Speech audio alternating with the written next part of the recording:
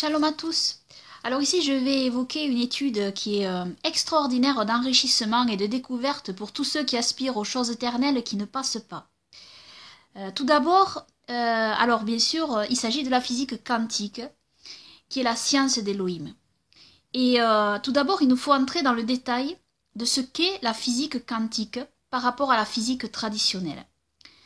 La physique quantique, elle étudie les atomes et les particules, ce que la physique classique, notamment la mécanique newtonienne et la théorie électromagnétique de Maxwell, n'avaient pu faire. Et elle permet d'élucider en particulier certaines propriétés du rayonnement électromagnétique qui restaient inexpliquées par la physique classique. Autrement dit, la physique quantique est l'étude de l'infiniment petit, la physique de l'invisible. Et Feynman, un physicien quantique de la seconde moitié du XXe siècle, a ainsi dit, ainsi écrit, « Je crois pouvoir affirmer que personne ne comprend vraiment la physique quantique. » La raison principale de ces difficultés est que le monde quantique, qui est limité à l'infiniment petit, mais pouvant avoir des répercussions à plus grande échelle, se comporte très différemment de l'environnement macroscopique auquel nous sommes habitués. Alors bien sûr, ici je ne vais pas rentrer dans les détails beaucoup trop complexes de la physique quantique, mais je vais évoquer des points clés, des découvertes du monde quantique qui ont bouleversé les physiciens et qui, vous allez le voir, démontrent que la science révélée dans la Bible a bien sûr une grande longueur d'avance. Alors, savoir que les particules forment des atomes qui forment des molécules qui forment des objets. Bien comprendre que le schéma simplifié de l'atome, que vous pouvez voir, que vous pouvez trouver sur Internet, ne reflète pas vraiment l'aspect exact d'un atome qui a davantage une masse floue qui peut varier d'intensité, donc grossir ou diminuer. Savoir que toute la matière qui nous entoure est faite d'atomes, d'électrons et de particules compactées ensemble et qui tournent à toute vitesse, tellement vite que nos yeux ne peuvent les voir tournoyer. Nos yeux voient des objets qui nous semblent inertes, comme par exemple une table, un couteau, une assiette, un verre, du métal, des pierres, etc. Mais qui, dans leur essence, ne sont en réalité pas inertes. En réalité, il n'y a rien de mort, tout est vivant. Une table que vous voyez, une chaise que vous voyez, peut vous sembler un objet inerte, mais en réalité, ce n'est pas le cas. La réalité dépasse ce que vous voyez. En réalité, cet objet est vivant, il y a de la vie. Mais ce n'est pas une forme de vie telle que nous la concevons avec un être qui bouge. Donc, mais un objet est bien vivant. Et ça, c'est extraordinaire. Et vous allez voir combien cela correspond avec tout l'enseignement des Saintes Écritures. On va continuer donc. Donc, la physique quantique enseigne que ce qui nous entoure est fait en réalité d'éléments en mouvement que nos yeux ne peuvent pas voir. Et voici ce que nous dit l'auteur de la lettre aux Hébreux, des siècles avant la découverte de l'atome par les scientifiques. Hébreux chapitre 11, verset 3. Par la foi, nous savons que le monde a été fait par la parole d'Elohim, de sorte que les choses qui se voient n'ont pas été faites de choses visibles. Je répète, de sorte que les choses qui se voient n'ont pas été faites de choses visibles. Si nous ne comprenons pas que toute la matière est faite d'atomes et de choses donc invisibles, mais bien vivantes et qui bougent, alors nous ne pouvons pas comprendre ce verset de la lettre aux Hébreux.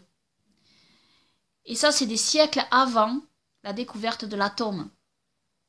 Savoir que, selon la Kabbale, qui est la mystique juive issue des Saintes Écritures dont des fondements ont été transmis depuis des millénaires, bien sûr, je précise toujours, rejeter les rajouts ésotériques anti-Elohim qui sont venus ensuite, ça je l'ai précisé dans mon étude sur la Kabbale.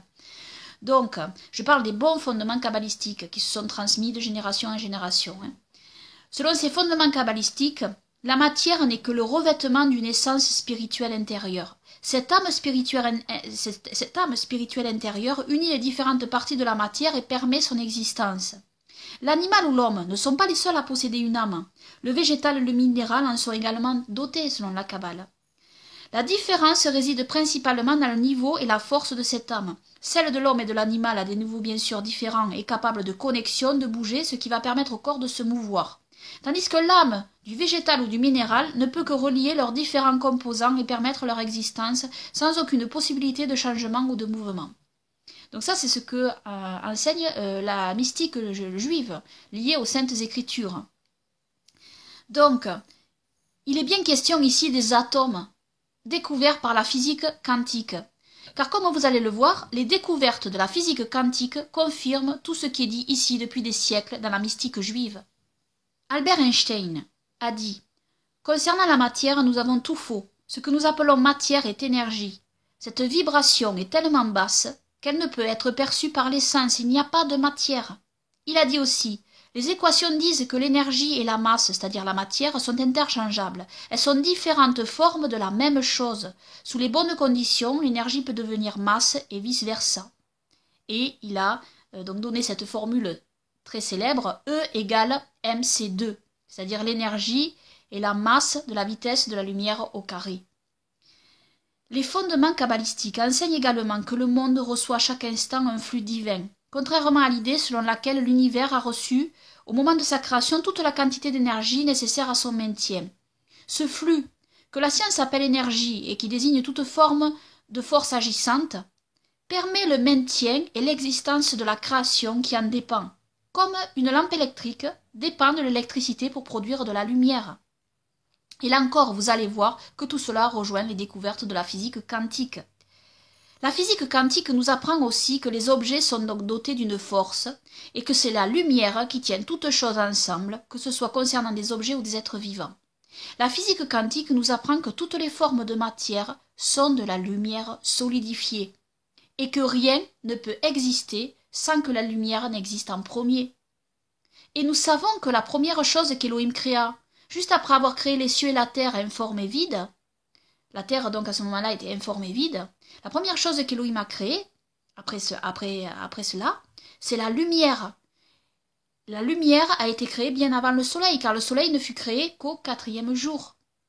Torah de la Genèse chapitre 1 verset 3, et Elohim dit « Sois la lumière », et la lumière fut. Amen. Donc ici, à propos de la lumière, c'est extraordinaire, mais la physique quantique confirme la Torah. C'est-à-dire que la physique quantique, comme je l'ai dit, nous dit que toutes les formes de matière sont de la lumière solidifiée et que rien ne peut exister sans que la lumière n'existe en premier. Vraiment, c'est extraordinaire, mais voilà, bon, rien d'étonnant pour nous qui croyons, bien sûr. Mais pour tous les sceptiques qui ne croient pas en Elohim, qui ne croient pas à la Sainte Bible, eh bien là, voilà, qui regardent les faits en face. Alors, il y a une expérience sur la physique quantique qui a marqué. C'est celle des deux fentes, que je vais essayer de vous expliquer le plus simplement possible. Et en même temps, je vais vous montrer une animation. Et vous allez voir, c'est beaucoup plus facile à comprendre avec une animation. Donc, une série de particules est lancée. Intéressant. Alors, bon, d'abord, au début, l'expérience elle a été faite sans qu'un observateur ne regarde les particules passer à travers la plaque à deux fentes. Et puis, le résultat sur la plaque terminale a étonné, car au lieu de voir une trace de particules correspondant au passage dans les deux fentes, il y aurait dû avoir juste 2 lignes verticales en fait. Mais là, le constat a été que plus de 2 lignes verticales de particules se sont retrouvées alignées sur la plaque terminale. Ce qui a prouvé que les particules ne se sont pas déplacées comme des particules, mais comme une onde, passant à travers les deux fentes. Le résultat a démontré cette évidence de la physique sans même qu'un observateur n'ait besoin d'observer les particules se déplaçant en ondes. Donc vous voyez sur cette image, cette illustration-là que je mets, pour que vous compreniez bien, sont les ondes en fait quand elles passent par les deux fentes, donc ça multiplie l'effet et donc ça donne ces différentes ce résultat sur le panneau terminal avec différentes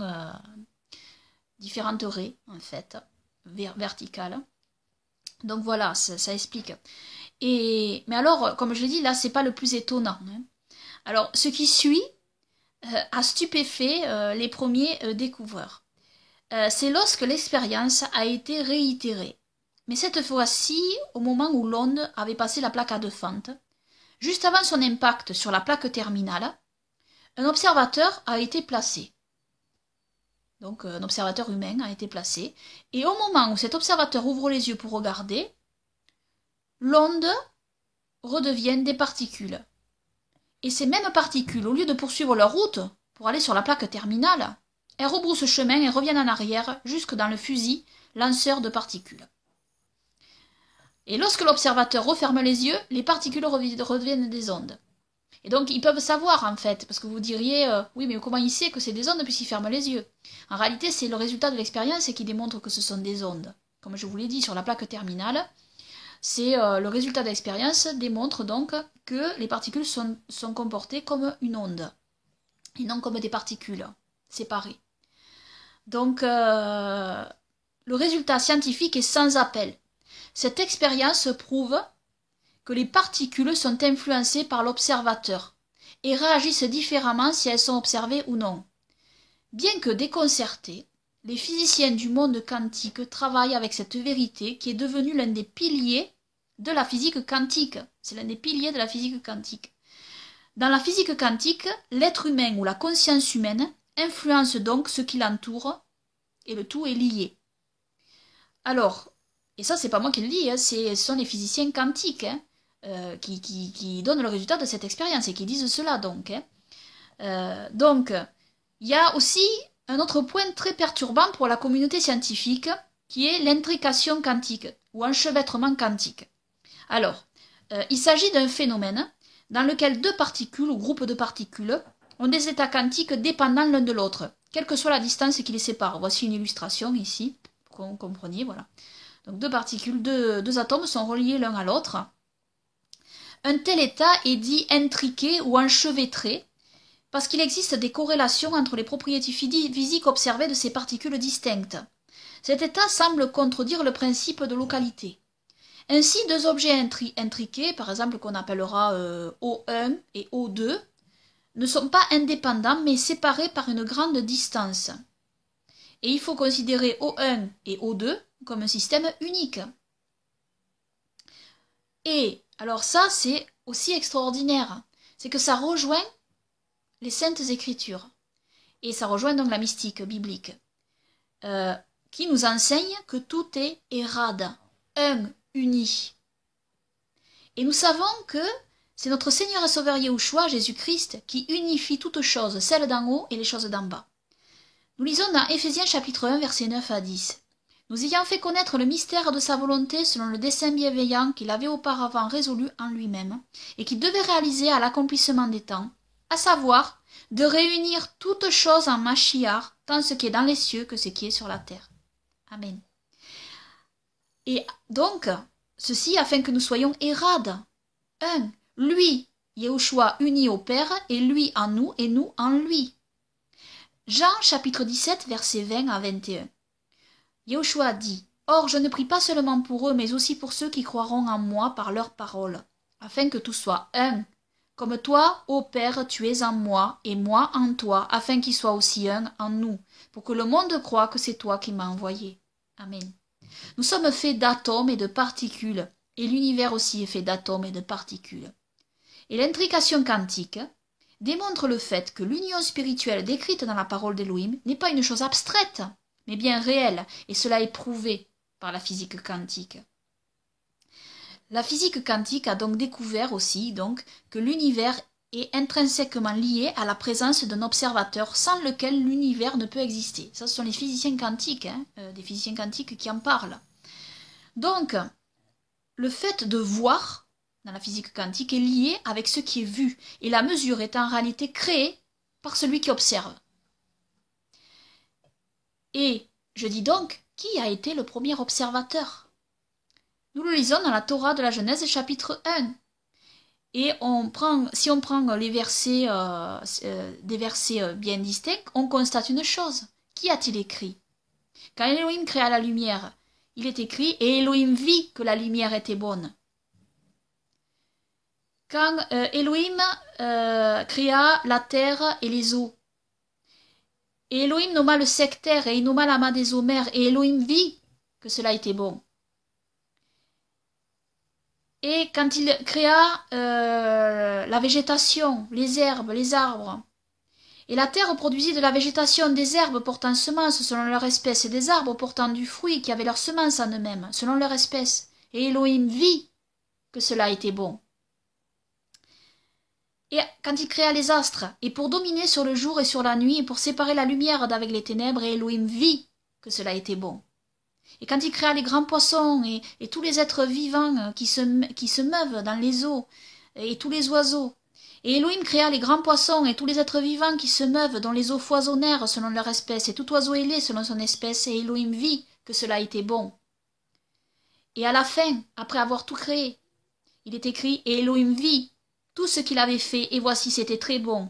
Et il y eut un soir et il y eut un matin, ce fut le 6e jour. Amen. Gloire à Yahweh, notre Elohim et notre roi, et à notre Seigneur et Sauveur Yahushua, notre Elohim et notre roi. Amen. Amen. C'est extraordinaire ici.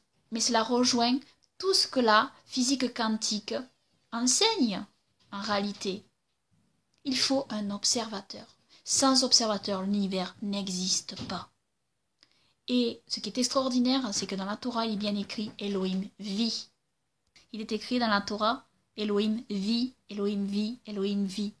Et pourquoi c'est écrit qu'Elohim vit? C'est extraordinaire, on peut se demander pourquoi il est écrit « Elohim vit ». Ça rejoint tout à fait qu'il est nécessaire d'avoir un observateur. La Bible dit ça bien avant que la physique quantique le découvre. Et voilà, je trouve ça vraiment très intéressant. Alors, ce qui est décrit comme atome peut aussi se traduire par énergie. Et cette énergie provient du souffle saint d'Elohim qui maintient tout l'univers, car tout provient de lui. Et ce que la physique quantique nous dit, c'est que l'univers a été créé pour l'homme qui observe, et que sans un observateur, rien n'existerait. Donc, nous voyons bien que le premier observateur, bien sûr, c'était Elohim. Hein. Et Max Planck, un physicien quantique, a dit « Je regarde la conscience comme fondamentale, et je regarde la matière comme dérivée de la conscience. Nous ne pouvons pas rester derrière la conscience. Tout ce que nous évoquons, tout ce que nous regardons comme existant postule la conscience. » Il a dit aussi « Toute matière naît et n'existe qu'en vertu d'une force qui met en vibration la particule d'un atome et maintient ensemble le plus petit système solaire de l'atome. Nous devons assumer derrière cette force l'existence d'un esprit conscient et intelligent. Cet esprit est la matrice de toute matière. » Et ça, ça rejoint parfaitement ce qui est dit donc dans la mystique biblique, dans la Kabbale juive, les fondements kabbalistiques que je vous ai cités avant. C'est quand même extraordinaire. On voit un lien. Donc la découverte de la physique quantique démontre simplement cette vérité biblique et thoraïque. Et en effet, donc, tout l'univers, donc tout ce qui existe, les hommes, les anges, les animaux, les végétaux, les minéraux, ne vit que par le souffle saint d'Elohim, comme le confirment les Saintes Écritures. Le roi David, après avoir décrit toute la création d'Elohim, les astres, les mers, les rivières, les sources, les hommes, les minéraux, animaux, végétaux, a dit, dans le psaume chapitre 104, versets 29 à 31, « Tu caches ta face, ils sont tremblants. Tu leur retires le souffle, ils expirent et retournent dans leur poussière. Tu envoies ton souffle, ils sont créés, et tu renouvelles la face de la terre. Que la gloire de Yahweh subsiste à jamais, que Yahweh se réjouisse de ses œuvres. Amen. » Il y a une parole de notre Seigneur et Sauveur Yahushua qui, à mon sens, rejoint bien l'idée que l'univers a bien été créé pour l'homme. C'est lorsqu'il dit, dans Marc chapitre 2, versets 27 à 28, « Le Shabbat a été fait pour l'homme, et non l'homme pour le Shabbat. De sorte que le Fils de l'homme est maître même du Shabbat. » Et savoir que le Shabbat concerne le 7e jour, lorsqu'Elohim se reposa de tout ce qu'il a créé. Et le premier homme était donc inclus dans ce saint Shabbat, qui est la contemplation de tout l'univers, terminé. Donc, nous pouvons aussi comprendre que l'univers fut créé aussi pour l'homme, et non le contraire. Pour moi, on peut comprendre la parole de notre Seigneur et Sauveur Yahushua aussi ainsi. Et Sir James Jean, qui est un physicien quantique, a dit « Aujourd'hui, il y a un large consensus qui, du côté physique de la science, se rapproche presque de l'unanimité, que le courant de la connaissance se dirige vers une réalité non mécanique. » Oui, parce que souvent on parle de mécanique quantique. Et lui, il dit donc que ce ne serait plus une mécanique, mais il continue à dire « L'univers commence à ressembler plus à une grande pensée qu'à une grande machine. » L'esprit n'apparaît plus comme un intrus accidentel dans le domaine de la matière. Nous commençons à soupçonner que nous devrions plutôt le saluer en tant que créateur et gouverneur du royaume de la matière. Et il a aussi dit « La tendance de la physique moderne est de résoudre tout l'univers matériel en vagues et rien que des vagues. Ces ondes sont de deux sortes, les ondes embouteillées que nous appelons matière et les ondes non embouteillées que nous appelons radiation ou lumière. Si l'annihilation de la matière se produit, le processus est simplement celui de l'émancipation de l'énergie des vagues emprisonnées et de la liberté de voyager dans l'espace. Ces concepts réduisent l'univers entier à un monde de lumière, potentiel ou existant, de sorte que toute l'histoire de sa création puisse être racontée avec une exactitude et une perfection parfaite dans les 6 mots « Dieu dit que la lumière soit ». Ça, c'est un physicien quantique qui parlait. Et il a dit aussi de la preuve intrinsèque de sa création, le grand architecte de l'univers commence à apparaître comme un mathématicien pur. Amen. Ce qui est une évidence. Et donc il a dit, si l'annihilation de la matière se produit, le processus est simplement celui de l'émancipation de l'énergie des vagues, emprisonnée, et de la liberté de voyager dans l'espace. Là, Sir James Young parle de l'annihilation de la matière, ce qui rejoint la réalité de l'âme sortant du corps, et aussi de la résurrection des corps morts. L'apôtre Paul dit, nous serons changés en un instant, en un clin d'œil. Donc il y a un changement qui se produit, nous sommes faits d'atomes et de molécules. Donc voilà, c'est quand même assez frappant de voir le rapprochement entre la physique quantique et la parole d'Elohim. Et donc, comme la physique quantique le prouve, l'homme a le pouvoir d'action sur ce qui l'entoure, sur l'énergie qui compose toute chose. Mais la parole d'Elohim dit à condition d'être uni avec Elohim, qui influe cette énergie dans le monde, et non sans Elohim. Ce que certains essayent malheureusement de faire, en s'alliant avec des forces obscures, ou en prenant leur propre volonté pour la volonté d'Elohim. L'homme ne peut être érade un avec l'énergie de ce monde et l'influer positivement que s'il est érade avec Elohim, de qui émane cette énergie, qui nous entoure et dont nous sommes faits. Et cette vérité rejoint tout le message de la foi prêché par notre Seigneur et Sauveur Yahushua. Matthieu chapitre 17 verset 20, je prends ici le Shem Tov. Amen. En vérité, je vous dis que si en vous toute la foi était comme un grain de moutarde, si vous croyez et dites à cette montagne bouge, elle bougera et aucune chose ne vous sera impossible. Amen. Dans Luc chapitre 17 verset 6, et le Seigneur dit, si vous y avez de la foi gros comme un grain de moutarde, vous diriez à ce sycomore, déracine-toi et te plante dans la mer et il vous obéirait. Amen. Ne croyez pas qu'il ne s'agisse que d'une simple image pour illustrer la foi.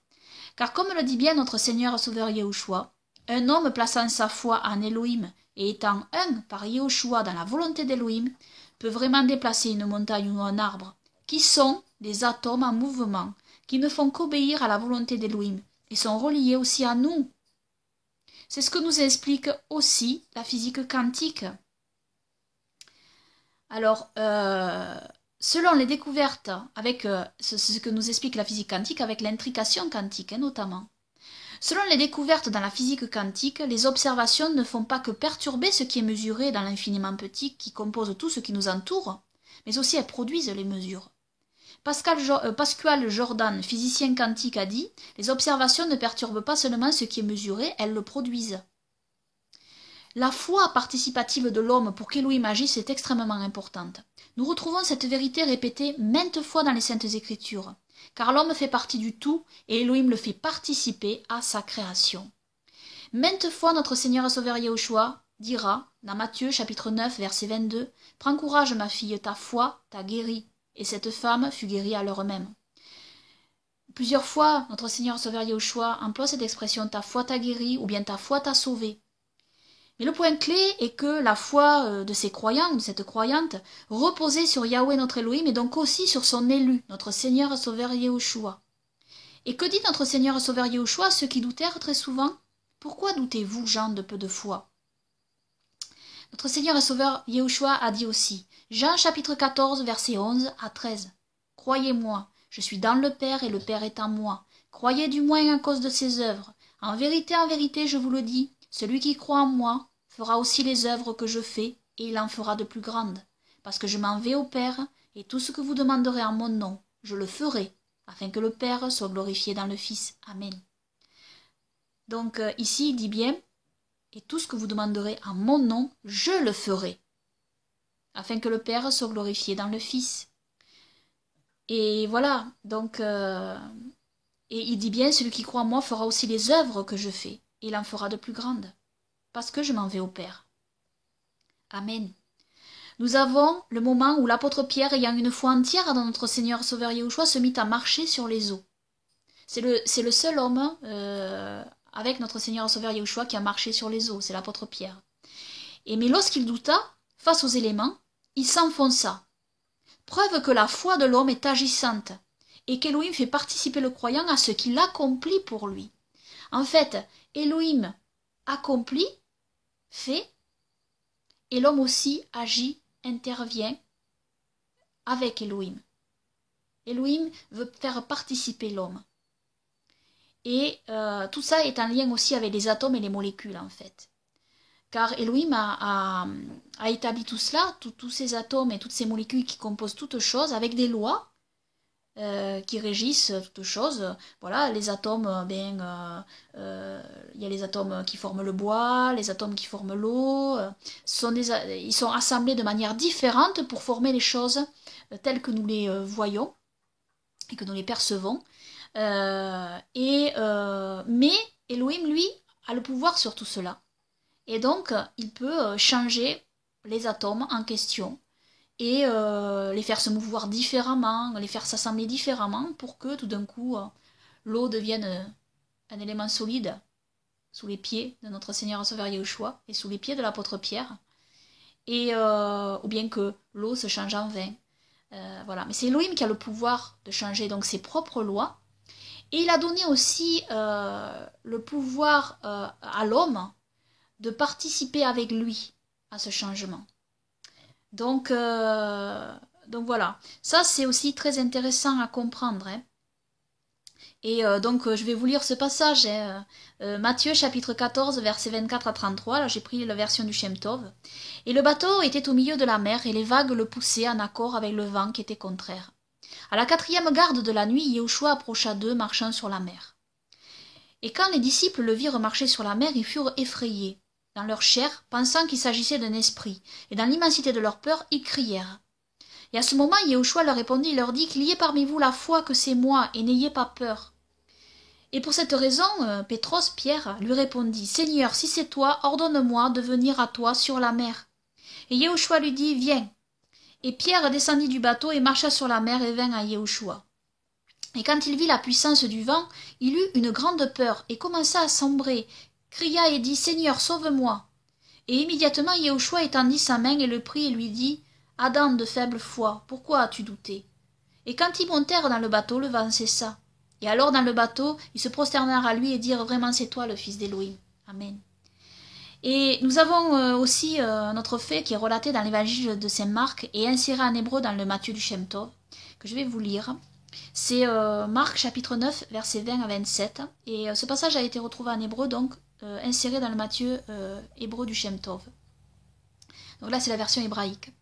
Et ils lui amenèrent, et dès que Yahushua l'examina, donc c'était un enfant possédé d'un démon, ils lui amenèrent, et dès que Yahushua l'examina, le Shatan, l'adversaire, fut subjugué, et le jeta à terre, et commença à révulser dans la poussière et à écumer. Et Yahushua demanda au père du jeune depuis combien de temps le Shatan le domine. Et le père lui répondit, depuis quelque temps et encore plus. Beaucoup de fois il le jette dans le feu et dans l'eau pour le détruire si possible. Et si toi, Seigneur, tu peux l'aider de quelque manière. Et il porta à l'homme sa faveur, sa grâce, et fut rempli de miséricorde envers lui. Et il lui dit, si possible, pour que tu crois que toutes choses sont possibles à s'accomplir, car pour ceux qui croient, toutes choses sont faciles. Et immédiatement le père du jeune cria dans les pleurs et dit, Adon, Seigneur, je crois vraiment, aide-moi en accord avec ma foi. Et quand Yahushua vit que le peuple se réunissait à ceci, il dit à Satan, Fort et sourd, je suis là. Je te commande de sortir d'ici et à partir de maintenant de ne plus revenir ici. Et le Shatan sortit en criant et prit de douleur et le jeune resta comme mort de sorte que plusieurs disaient qu'il était mort. Et Yahushua le prit et le mit debout. Amen. Gloire à Yahushua, notre Seigneur et Sauveur. Gloire à Yahweh, notre Elohim. Amen. Amen. Donc, voilà, face à Yahushua, les démons ne résistent pas. Lorsque Yahushua entre quelque part, il est lumière et les ténèbres s'en vont en courant. Amen. Gloire à Yahushua, gloire à Yahweh. Amen. Oui, en réalité, donc, la grande erreur voulue donc, des ceux qui suivent ces religions panthéistes, c'est de voir Dieu en fait dans une plante, dans un animal, partout en fait. En réalité de ne pas distinguer donc la création du créateur en réalité. Parce que évidemment que bien que l'énergie vitale qui nous anime vienne d'Elohim, provient d'Elohim et est maintenue par Elohim, est en lien avec Elohim, nous ne sommes pas le créateur, bien évidemment, parce que sans lui, nous n'existerions pas. Donc, bien évidemment, vénérer les choses créées par Elohim, tout ce qui a été créé, l'univers créé par Elohim, au lieu de vénérer Elohim lui-même, qui a créé cet univers et qui le maintient, c'est une grave erreur. Hein. Donc, c'est une imposture. C'est tout ce que dénonce donc justement la parole d'Elohim sur des gens qui adorent donc les créatures au lieu d'adorer le créateur. Donc voilà, ça c'est extrêmement important aussi hein, à souligner. Et ce que nous savons par la parole d'Elohim, c'est que l'union originelle a été rompue. Car l'homme s'est séparé d'Elohim par le péché. Il y a eu cassure dans cette union. Et seul notre Seigneur Sauveur Yahushua répare cette cassure pour tous ceux qui viennent à lui. Donc, comme cela a été dit, comme la physique quantique le prouve, l'homme a le pouvoir d'action sur ce qui l'entoure, sur l'énergie qui compose toute chose. Mais la parole d'Elohim nous dit bien à condition d'être unis avec Elohim, qui influe cette énergie dans le monde et non sans Elohim. Ce que certains essayent malheureusement de faire, comme je l'ai dit, en s'alliant avec des forces obscures ou en prenant leur propre volonté pour la volonté d'Elohim. Et donc voilà, ça c'est très très important. L'homme ne peut pas être érade avec l'énergie de ce monde et l'influer positivement s'il n'est pas érade avec Elohim, de qui émane cette énergie qui nous entoure et dont nous sommes faits. Et c'est ce que les panthéistes, malheureusement, font en n'étant pas érades avec Elohim. Ils ne peuvent pas être érades avec tout ce qui nous entoure s'ils ne sont pas érades avec le Créateur de tout ce qui nous entoure. Donc voilà, ça c'est la grande supercherie de toutes ces religions panthéistes. Et les démons donc s'emparent de cela. Et en réalité, derrière tout cela, les démons viennent. Et ces gens-là, en fait, en adorant des animaux, ils en font des statues, etc., ils en viennent donc à adorer des démons. Donc voilà, tout ce que j'ai dit ici démontre que la Sainte Bible est le livre de science par excellence pour ceux qui la lisent avec la sagesse donnée par Elohim. Et donc, je vais conclure donc cette étude par les mots de l'apôtre Paul qui nous parle de 4 dimensions, bien avant qu'Einstein ne découvre l'existence d'une 4e dimension. Et donc voilà, et il rend grâce, honneur et adoration à Yahweh notre Elohim, à notre Seigneur Sauveur Yahushua. Et je me joins bien sûr à ces paroles en disant Amen, Amen. Et donc je vais vous lire ce passage. Éphésiens chapitre 3, versets 8 à 21. C'est à moi le moindre de tous les saints qu'a été donnée cette grâce d'annoncer parmi les gentils les richesses incompréhensibles de Mashiach, et de mettre en évidence devant tous quelle est la dispensation du mystère caché de tout temps en Elohim qui a créé toutes choses par Yahushua Mashiach, afin que la sagesse d'Elohim, infiniment diverse, soit maintenant manifestée par l'assemblée, aux principautés et aux puissances dans les lieux célestes, selon le dessein qu'il avait formé de tout temps et qu'il a exécuté par Yahushua Mashiach notre Seigneur, en qui nous avons la liberté de nous approcher d'Elohim avec confiance par la foi que nous avons en lui. Amen.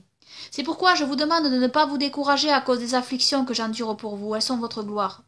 C'est pour ce sujet que je fléchis les genoux devant le Père de notre Seigneur Yahushua Mashiach, de qui toute famille dans les cieux et sur la terre tire son nom, afin que selon les richesses de sa gloire, il vous donne d'être puissamment fortifiés par son esprit dans l'homme intérieur, afin que Mashiach habite dans vos cœurs par la foi, et que, enracinés et fondés dans la charité, vous puissiez comprendre avec tous les saints quelle en est la largeur, la longueur, la profondeur et la hauteur.